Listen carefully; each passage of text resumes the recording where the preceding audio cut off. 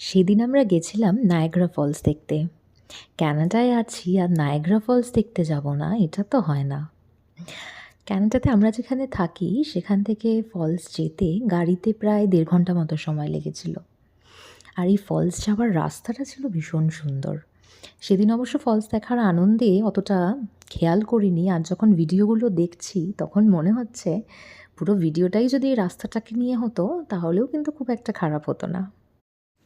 এই যে আমরা ফলসের খুব কাছাকাছি এসে গেছি।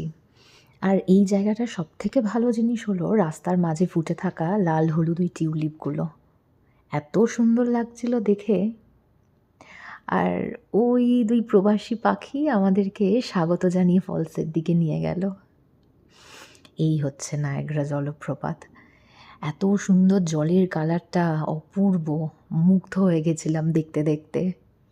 আর ওই যে দূরে রেনবো ব্রিজ, যার এই দিকটা হচ্ছে কানাডা আর ওই পারটা হচ্ছে ইউএস।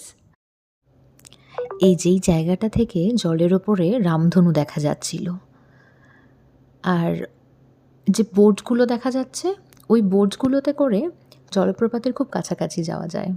আমরা যদিও আর যাইনি, এমনি যা হাওয়া দিচ্ছিল জলের ছিটা গায়ে এসে লাগছিল। এই ফলস থেকে বেরিয়ে সামনেই রাস্তাটা হচ্ছে ফান স্ট্রিট। এখানে বিভিন্ন রকম ফান অ্যাক্টিভিটিস হয়, মানে খুব জাঁকজমকপূর্ণ, এক কথায় যাকে বলে জমজমাট। বেশ কিছু ক্যাফেজ, রেস্টুরেন্টস, তারপরে কফি শপ এখানে রয়েছে। আর এই জায়গাটার সবথেকে বড় আকর্ষণ হচ্ছে এই জায়ান্ট হুইলটা। এই স্কাই হুইলটা থেকে মোটামুটি নায়াগ্রা চত্বরটা ভালোভাবে দেখা যায়। তবে সন্ধেবেলা এই জায়গাটা আরও বেশি সুন্দর লাগে। এখান থেকে বেরিয়ে আমরা গেছিলাম, সামনেই একটা পার্ক আছে সেখানে।